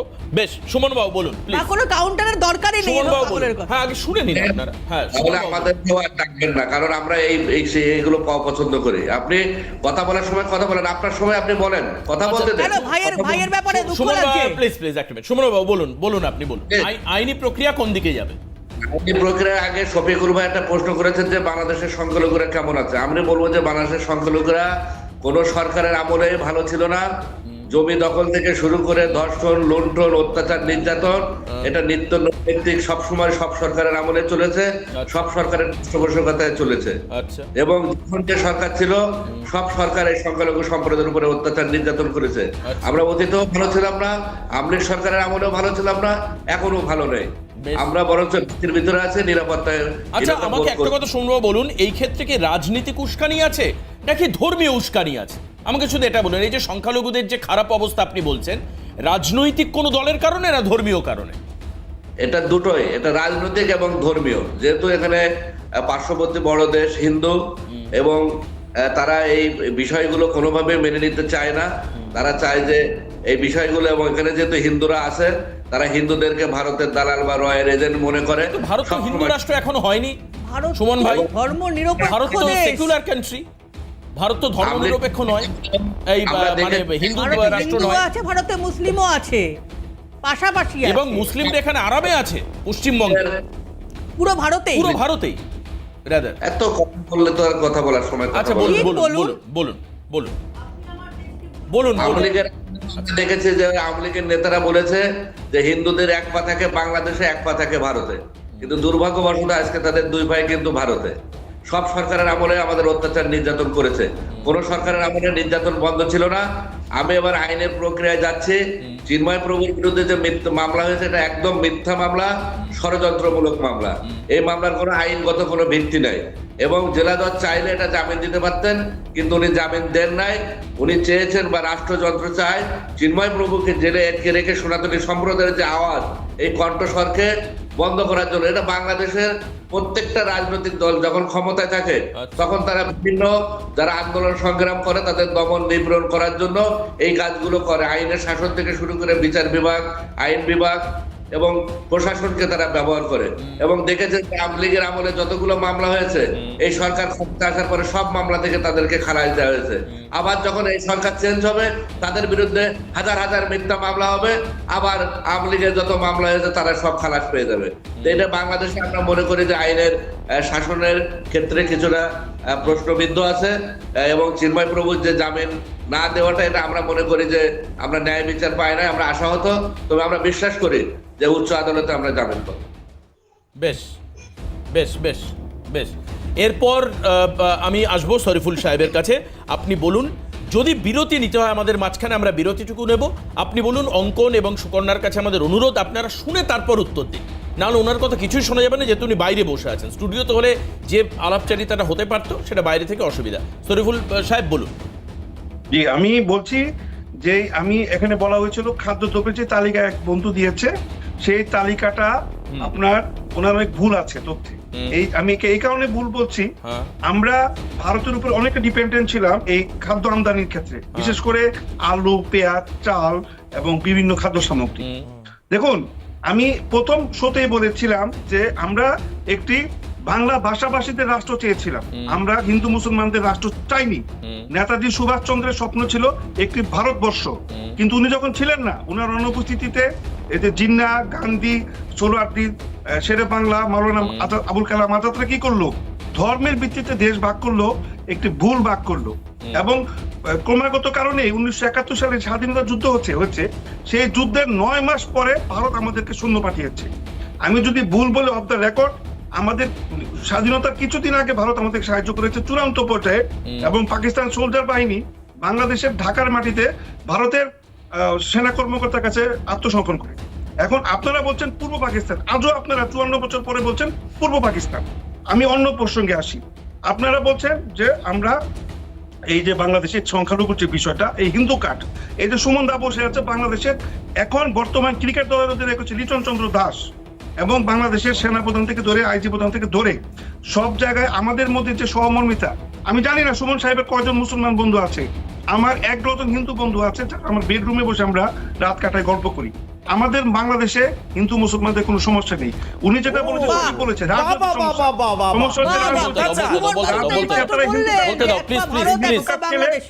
আমাদের যে সমস্যাগুলো তৈরি করেছে, এর থেকে আমরা উত্থান চাই। আমি আরেকটা বিষয় বলতে চাচ্ছি, এইখানে আমাদের যে ভট্টাচার্য সাহেব আছেন, উনি বলেছেন যেটা সুপ্রিম কোর্টের ব্যাপার। অনেক সময় এই ধরনের মামলা নিম্ন আদালতে আপনার জামিন দিতে চায় না। এই তো আমরা আশা করব তিনি ন্যায় বিচার পাবেন, এবং তার সঙ্গে স্কুলের কোনো সম্পর্ক নাই, স্কুল থেকে অনেক আগে তাকে বহিষ্কার করা হয়েছে, এবং তার নির্দেশে পুলিশের উপর এসিড নিক্ষেপ করা হয়েছে। আমি যদি মিথ্যে বলি, এখানে একজন আইনজীবী আছে, তার বিরুদ্ধে সে মামলা হয়েছে, ইসকনে থাকাকালীন সময় তার বিরুদ্ধে অনেক অভিযোগ আছে, এবং সর্বশেষ যে আইনজীবী হত্যা হয়েছে কোর্ট প্রাঙ্গণে, সেটা তারই নির্দেশে তার চেলারাই করেছে। কি করে? এটা প্রমাণিত। এখন ধরুন এইবার ইন্টারাপ্ট করতে হবে। মামলা করেননি, সেই ধারায় মামলা হয়নি। কথাগুলো জেনে বলুন, কথাগুলো জেনে বলুন, সেই ধারায় মামলা আপনার রাষ্ট্র ব্যবস্থা দেয়নি, রাষ্ট্রের মুখপাত্র সেই কথা বলেনি এখনো অবধি। আপনারা বন্ধ করুন, এই হিন্দু কার্ড খেলা বন্ধ করে দিন। এই হিন্দু কার্ড হিন্দুরা আক্রান্ত হবে। সুমন বাবু আপনার কাছে যাই একবার। আচ্ছা একটা মিনিট, সুমন বাবু, এই যে মামলাটা করা হলো চিন্ময় কৃষ্ণ প্রভুর এগেইনস্টে, সেখানে দেশদ্রোহিতার ধারা ছাড়া আর কি কি ধারা দেওয়া হয়েছে, এবং দেশদ্রোহিতার কথা বললে কোন কোন সেগমেন্টে উল্লেখ করা হয়েছে যে উনি দেশদ্রোহিতা করেছেন? তার কি কোনো প্রমাণ বা তার কোনো ডকুমেন্টেশন, তার কোনো পেপারস, কোনো ইলিগাল বুকস কিছু পাওয়া গিয়েছে ওনার থেকে, যার থেকে প্রমাণ হচ্ছে যে চিন্ময় কৃষ্ণ প্রভু বাংলাদেশের এগেইনস্টে তিনি কোনো ষড়যন্ত্রমূলক কনস্পিরেসিতে যুক্ত ছিলেন? না না, আইনজীবী মহাশয় কিছু বলতে চাইছেন। হ্যাঁ, ওই আইনজীবী মহাশয়কে জিজ্ঞেস করছি। মামলা আইনে ভিত্তি না, এটা একটি মিথ্যা এবং ষড়যন্ত্রমূলক মামলা। শুধুমাত্র সম্প্রদায়কে দমন করার জন্য, নিপীড়ন করার জন্য, যাতে লিডারশিপ না গড়ে উঠতে পারে, যে কথাটা আমরা বারবার সবসময় বলি, 3L, ল্যান্ড, লেডি এবং লিডারশিপ। তারা কখনো চায় না যে বাংলাদেশে লিডারশিপ গড়ে হোক, এবং তাদের মূল লক্ষ্য হলো ল্যান্ড গ্র্যাব করা, এবং আমাদের ধর্মীয় ভাবে মা বোনদেরকে বিভিন্ন অপহরণ এই বিষয়গুলো আমরা নিয়মিত দেখি সবসময়ের জন্য। যেখানে আমার শফিকুর ভাই বলেছেন যে চিন্ময় কৃষ্ণ দাস কখনো অ্যাসিড নিক্ষেপ করে নাই, এটা মিথ্যা, বানোয়াট এবং ভুয়া তথ্য আপনি পরিবেশন করেছেন। এবং আপনি আরেকটা কথা বলেছেন,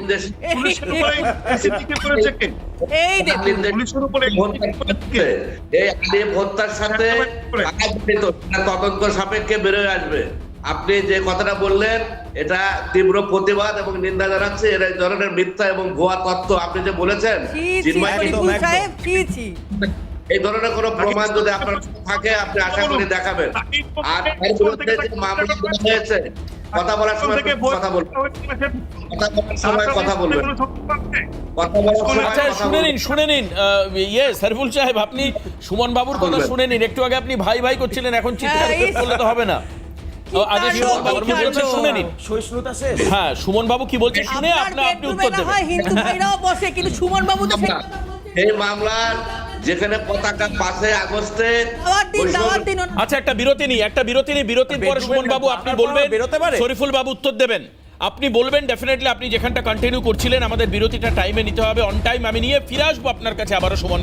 সুমন কুমার রায় আপনার কাছে ফিরবো, শরীফুল সাহেব তার উত্তর দেবেন, সঙ্গে থাকুন। সর্বসাকুল্যে আমি মিনিট 2-2.5 মতো সময় আমি হাতে পাবো। আমি সুমনের থেকে দ্রুত, সুমন বাবুর থেকে আমি দ্রুত শুনে নেব আর কি কি অভিযোগ, এবং তার উত্তর দেওয়ার জন্য শরীফুল সাহেবকে সময় দিতে হবে। সুমন বাবু। না, যেটা আমরা বলেছি, উনি যে কথাগুলো বলেছে এটা ভিত্তিহীন, বানোয়াট এবং উদ্দেশ্য প্রণোদিত। এটা বাংলাদেশের প্রত্যেক মুসলিমদেরই একটা ধারণা যে বাংলাদেশের হিন্দুরা হলো ভারতের ভারতের দালাল, এবং তারা হলো এই ধরনের একটা প্রভাকাণ্ডা তাদের ভিতর থাকে, এবং সনাতনীরা যে মাথা ছাড়া দিবে, তারা নেতৃত্ব দিক, তারা কখনোই সেই ধরনের মন মানসিকতা সেইভাবে তারা পোষণ করে না। ম্যাক্সিমামের ক্ষেত্রে আমরা সেটা দেখতে পেয়েছি, এবং ইদানিং সেটা ব্যাপক আকারে বৃদ্ধি পেয়েছে, এবং তারা বাংলাদেশের মন্দির ভাঙলে এটাকে খুব সহজভাবে তারা এটাকে উড়িয়ে দেয়, কিন্তু ফিলিস্তিনিতে একটা বোমা করলো তাদের সেটা চোখে পড়ে। এটা মানে খুবই দুঃখজনক একটা বিষয়। আচ্ছা, আরেকটা কথা আপনি আমাকে, সুমন বাবু, যেহেতু আপনি আইনে পেশার সঙ্গে যুক্ত রয়েছেন, এই যে সম্প্রতি যে সংখ্যালঘুদের উপর যে টর্চারিং, মন্দির ভাঙা, কখনো মূর্তির মুন্ডু উড়িয়ে দেওয়া, কখনো পুরোহিত সেবায়েতকে খুন করা, এই ঘটনাগুলোকে রিয়ালিটি, কারণ বাংলাদেশের ম্যাক্সিমাম গেস্ট বলছে এটাকে আমরা বানিয়ে বলছি।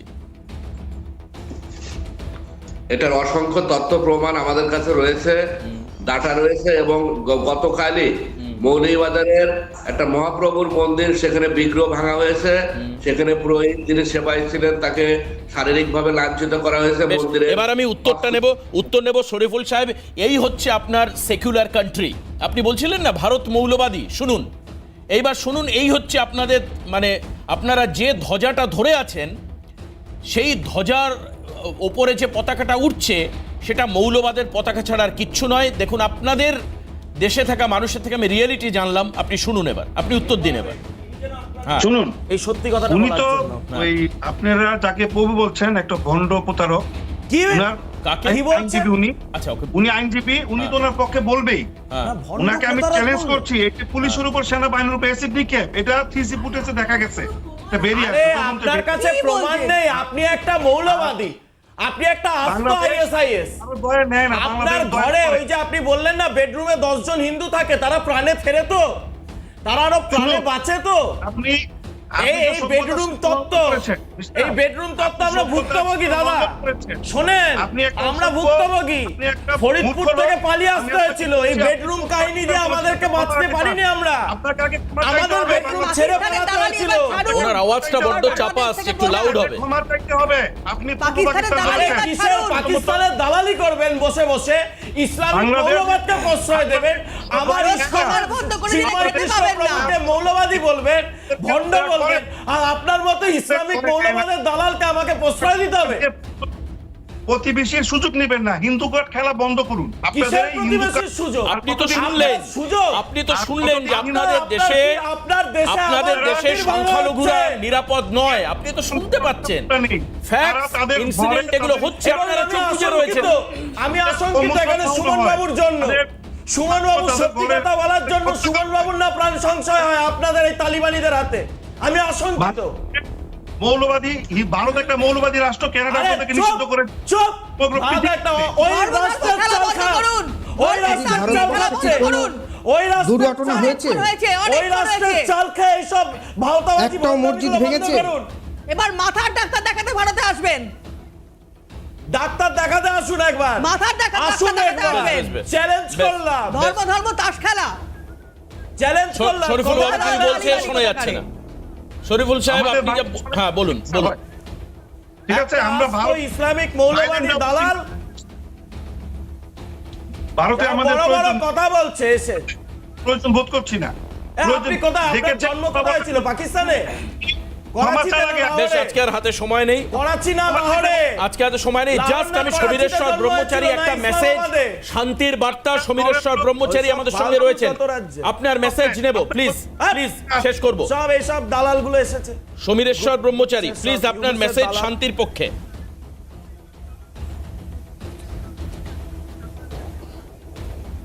আমরা সনাতন ধর্ম চিরকালই সহিষ্ণুতা, আমরা সর্বে না সুখিনা ভব সর্ব সন্তু নিরাময়া, এটা শিখেছি। উনি বলছেন যে ভারতবর্ষ মৌলবাদী। আরে মৌলবাদী যদি ভারতবর্ষ হতো তাহলে আপনাদের যেইভাবে হত্যালীলা করছেন, আমাদের সনাতন ধর্মের দেবতাকে যেভাবে নিগৃহ করছেন, যেভাবে ধ্বংস করছেন, কই আমরা তো সে বার্তা আপনাদের দিনই। ভারতবর্ষের থেকে তো আপনি একটাও মসজিদ ভেঙেছে বা একটাও মুসলিম আহত হয়েছে, কোনো নিহত মুসলিমের হয়েছে বিরুদ্ধে কোনো কথাই বলা হয়নি প্রমাণ এখানে। করুন কাউকে যে কিছু বলা ভারতবর্ষ হয়নি। মৌলবাদী নয়, ভারতবাসী মূলবাদীর উপর। একদম। আজকে এখানেই শেষ করব, হাতে আর একেবারে সময় নেই আমাদের আজকে শেষ করতে হবে। ভারতবাসী আমি থেকে শিখুন। সবাইকে ধন্যবাদ জানাবো। সুকন্যা আমাদের সঙ্গে ছিলেন, আইনজীবী অঙ্কন আমাদের সঙ্গে ছিলেন, AKM শরীফুল ইসলাম খান আমাদের সঙ্গে ছিলেন, সমীরেশ্বর ব্রহ্মচারী আমাদের সঙ্গে ছিলেন। আপনাদের সবাইকে ধন্যবাদ। সুমন কুমার আইনজীবী, চিন্ময় কৃষ্ণ প্রভুর আইনজীবী, তিনিও আমাদের সঙ্গে ছিলেন। এবং সঙ্গে মানে সবার থেকে ওপরে আমি থ্যাঙ্কস জানাবো আপনাদেরকে, যারা এই অনুষ্ঠান পরবর্তীকালে সোশ্যাল মিডিয়ায় দেখবেন এবং ডেফিনেটলি ইউটিউবে আপনারা শেয়ারও করবেন। আমাদের এই অনুষ্ঠানে পারসেপশন মানুষের মধ্যে ছড়িয়ে দেবেন, যাতে মানুষ আল্লাহ বলে আমরা কি বলতে চাইছি, বাংলাদেশ কি বলতে চাইছে, ভারত কি বলতে চাইছে, এখানকার মানুষেরা কি বলতে চাইছেন, আর ওখানকার মানুষেরা তার কি উত্তর দিচ্ছেন, সেটা যাতে পরিষ্কার আপনাদের সামনে হয়। আজকে আল্লাহ বলে এই পর্যন্তই। পরবর্তী খবরের জন্য নজর রাখুন ক্যালকাটা নিউজে। নমস্কার।